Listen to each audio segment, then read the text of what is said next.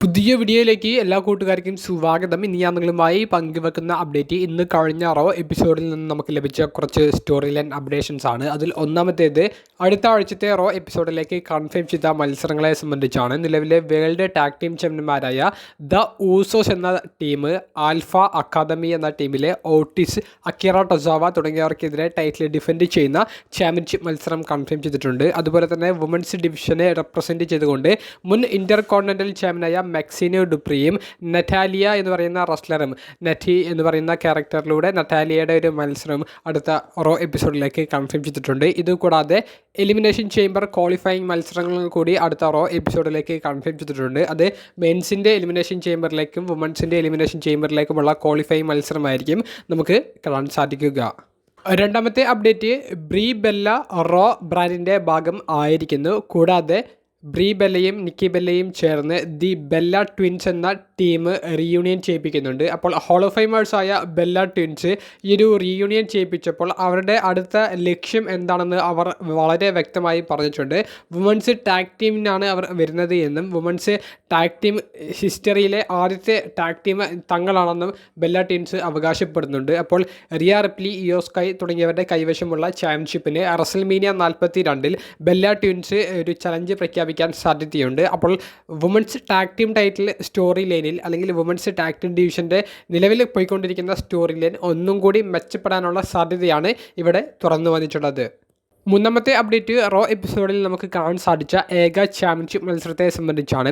നിലവിലെ women's world ചാമ്പ്യനായ Stephanie Vaquer Raquel Rodriguez എന്ന ജഡ്ജിയുടെ ടീം അംഗത്തിനെതിരെ സ്ട്രീറ്റ് ഫൈറ്റ് മത്സരത്തിലാണ് ടൈറ്റിൽ ഡിഫെൻഡ് ചെയ്തത്.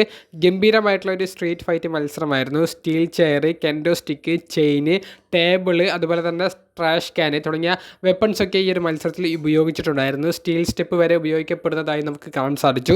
ടേബിൾ ബ്രേക്ക് ചെയ്യുന്ന ഒന്നിലധികം മൊമെൻറ്റ്സ് നമുക്ക് ഈ ഒരു മത്സരത്തിൽ കാണാൻ സാധിച്ചു. രണ്ടുപേരും നല്ല കിടിലമായിട്ടുള്ള ഒരു സ്ട്രീറ്റ് ഫൈറ്റ് മത്സരമാണ് കാഴ്ചവെച്ചത്. മത്സരത്തിൻ്റെ അവസാന ഭാഗങ്ങളിൽ ലിവ് മോർഗനും റോക്സിനി പെരസും റഗൽ റോഡ്രിഗസിനെ വിജയിപ്പിക്കാനുള്ള ശ്രമങ്ങൾ നടത്തി. പക്ഷേ സ്റ്റെഫനി വെക്കേർ അതിനെയൊക്കെ തരണം ചെയ്തുകൊണ്ട് റഗൽ റോഡ്രിഗസിനെ പിൻഫോളിലൂടെ പരാജയപ്പെടുത്തി ടൈറ്റിൽ റിട്ടേൺ ചെയ്തു. അതിനുശേഷം വിജയിച്ച ഉടനെ സെലിബ്രേറ്റ് ചെയ്യാൻ പോലുമുള്ള ഒരു സമയം കൊടുക്കാതെ സ്റ്റെഫനി വെക്കേറിനെ ലിവ് മോർഗൻ വന്നിട്ട് ഫിനിഷർ അടിച്ചിട്ട് ആ ഒരു ചാമ്പ്യൻഷിപ്പ് എടുത്ത് ലിവ് മോർഗൻ സെലിബ്രേറ്റ് ചെയ്യുന്ന ഒരു മൊമെൻറ്റിലൂടെയാണ് കാര്യങ്ങൾ പോയത്. ലിവ് മോർഗൻ ഈ ഒരു ചാമ്പ്യൻഷിപ്പ് എടുത്ത് സെലിബ്രേറ്റ് ചെയ്യുമ്പോൾ ഒരു കാര്യം വ്യക്തമാണ്. റസൽമേനിയ 42 വുമൻസ് റോയൽ റംബിൾ 2026 വിജയിച്ച ലിവ് മോർഗൻ സ്റ്റെഫനി വെക്കേറിൻ്റെ ചാമ്പ്യൻഷിപ്പിനായിരിക്കും ചലഞ്ച് ചെയ്യുക പോകുന്നത് എന്നുള്ളത് ഓൾമോസ്റ്റ് കൺഫേം ആയിട്ടുണ്ട്. റൂമേഴ്സൊക്കെ ശരിവെക്കുന്ന രീതിയിലുള്ള ഒരു ഡീറ്റെയിൽ തന്നെയാണ് നമുക്ക് റോ എപ്പിസോഡിൽ ഈ ഒരു ചാമ്പ്യൻഷിപ്പ് മത്സരത്തിലൂടെ കാണാൻ സാധിച്ചത്. നാലാമത്തെ അപ്ഡേറ്റ് ആരാണ് ബ്രോൺ ബ്രേക്കറിനെ ആക്രമിച്ച ഒരു മിസ്റ്ററി അറ്റാക്കർ എന്നുള്ളതിനെ സംബന്ധിച്ചാണ്. ആരാണ് എന്നുള്ളത് വലിയൊരു ചോദ്യമാണ്. ഇന്നത്തെ റോ എപ്പിസോഡിൽ അതിൻ്റെ ഒരു സ്റ്റോറി ലൈൻ ഡെവലപ്മെൻറ്റ് നമുക്ക് കാണാൻ സാധിച്ചു.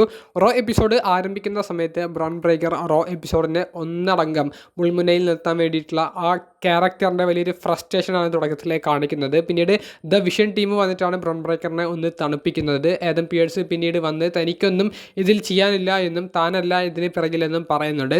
മുൻപത്തെ ഒരു മിസ്റ്ററി അറ്റാക്കർ മൊമെൻ്റൊക്കെ നടന്നപ്പോൾ അതിന് പിറകിൽ ഓസ്റ്റിൻ തിയറി ആണെന്ന് പറഞ്ഞ് ഓസ്റ്റിൻ തിയറി ആയിക്കൂടെ എന്നുള്ള ഒരു രീതിയിലുള്ള ഒരു ഇൻഡയറക്റ്റ് ചോദ്യം ആദം പിയേഴ്സ് അവിടെ തുറന്നിടുന്നുണ്ട്. അപ്പോൾ തന്നെ ബ്രോൺ ബ്രേക്കറുടെ മുഖം ഓസ്റ്റിൻ തിയറിക്ക് നേരെ തിരിഞ്ഞു. അപ്പോൾ ദ വിഷൻ എന്ന് പറയുന്ന ടീമിൻ്റെ ഉള്ളിൽ നിന്ന് തന്നെ ബ്രോൺ ബ്രേക്കറിനെ ആക്രമിക്കാൻ അല്ലെങ്കിൽ ബ്രോൺ ബ്രേക്കറിനെതിരെയുള്ള ഒരു മിസ്റ്ററി അറ്റാക്കർ വരാനുള്ള സാധ്യത ഉണ്ടെന്നുള്ള ഒരു സ്റ്റോറി അവർ ബിൽഡ് ചെയ്തിട്ടുണ്ട്.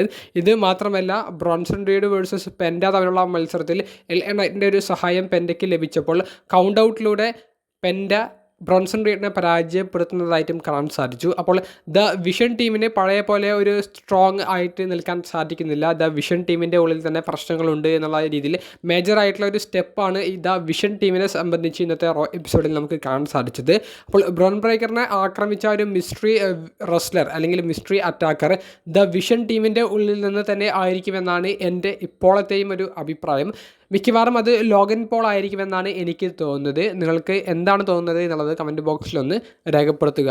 അവസാനത്തെ ഒരു point, WrestleMania 42 men's royal rumble 2026 വിജയിച്ചു വന്ന റോമൻ റെയിൻസ് എന്തുകൊണ്ട് CM പങ്കിനെ തിരഞ്ഞെടുത്തു എന്നുള്ളതിനെ സംബന്ധിച്ചാണ്.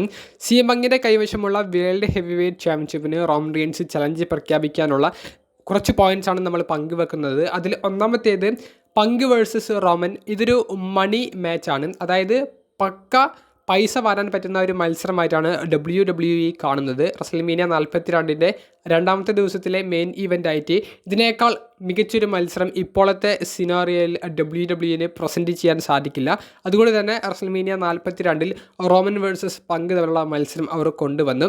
രണ്ടാമത്തേത് റോമൻ പങ്കിനെ അല്ലാതെ ഡ്രൂ മെക്കൻഡയറിനെയാണ് ചലഞ്ച് ചെയ്യുന്നത് എന്നുണ്ടെങ്കിൽ അതിലൊരു പുതുമ ആർക്കും ലഭിക്കില്ല, ഒരു ഫ്രഷ്നെസ് ലഭിക്കില്ല. അതൊരു റിപ്പീറ്റഡ് സ്റ്റോറിയോ റിപ്പീറ്റഡ് മാച്ചിലേക്കോ നയിക്കും.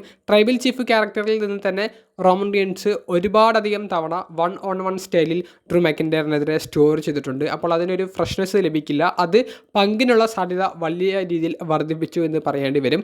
മൂന്നാമത്തേത് വേൾഡ് ഹെവി വെയ്റ്റ് ചാമ്പ്യൻഷിപ്പിന് കുറച്ച് പ്രാധാന്യം കൊടുക്കുക എന്നുള്ളതാണ്. കഴിഞ്ഞ കുറച്ച് വർഷങ്ങളായിട്ട് world heavyweight championship introduce ചെയ്യപ്പെട്ടതിന് ശേഷം മെയിൻ ഇവൻ്റ് മത്സരങ്ങളെല്ലാം കൂടുതലും ലഭിച്ചിട്ടുള്ളത്, ഒരു 95% ലഭിച്ചിട്ടുള്ളത് അൺഡിസ്പ്യൂട്ടഡ് WWE ചാമ്പ്യൻഷിപ്പ് മത്സരത്തിലാണ്. അപ്പോൾ അതിൽ നിന്ന് ഒരു വ്യത്യസ്തത കൊണ്ടുവരാനും ഈ വർഷത്തെ റസൽമീനിയ 42 വലിയ പ്രയോജനമായിരിക്കും. കാരണം നിലവിലെ വേൾഡ് ഹെവി വെയ്റ്റ് ചാമ്പ്യനായ CM പങ്കിൻ്റെ കൈവശത്തുള്ള ചാമ്പ്യൻഷിപ്പിനെ മെഗാസ്റ്റാറായ OTC Roman Reigns challenge ചെയ്യുമ്പോൾ ഈ മാച്ച് തന്നെയായിരിക്കും മെയിൻ ഇവൻറ്റിലേക്ക് പോകുക. അപ്പോൾ ആ ഒരു ചാമ്പ്യൻഷിപ്പിന് കുറച്ചും കൂടി പ്രാധാന്യം അവിടെ ലഭിക്കും. അൺഡിസ്പ്യൂട്ടഡ് ടൈറ്റിലിന് ലഭിക്കുന്ന അതേ ഒരു വാല്യൂ വേൾഡ് ഹെവി വെയ്റ്റ് ചാമ്പ്യൻഷിപ്പിനും കിട്ടും. അപ്പോൾ ഈ ഒരു കാരണങ്ങൾ കൊണ്ടൊക്കെയാണ് റസൽമീനിയ 42-ലേക്ക് റോമൻ റീൻസ് CM പങ്കിനെ ചലഞ്ച് ചെയ്തതെന്നാണ് എൻ്റെ ഒരു അഭിപ്രായം. ഇത് മാത്രമല്ല, റോമൻ റീൻസ് ഒരു പക്ക പാർട്ട് ടൈം റെസ്ലറായി മാറി കഴിഞ്ഞിട്ടുണ്ട്, നമുക്കെല്ലാവർക്കും അറിയുന്നതാണ്. അപ്പോൾ റോമൻ റീൻസ് നിരന്തരമായിട്ട് ഷോയിൽ അപ്പിയർ ചെയ്യണമെന്നില്ല. അപ്പോൾ റോമൻ റീൻസ് വരുന്ന സമയത്ത് തന്നെ ഈ ഒരു ഫ്യൂഡിന് നല്ലൊരു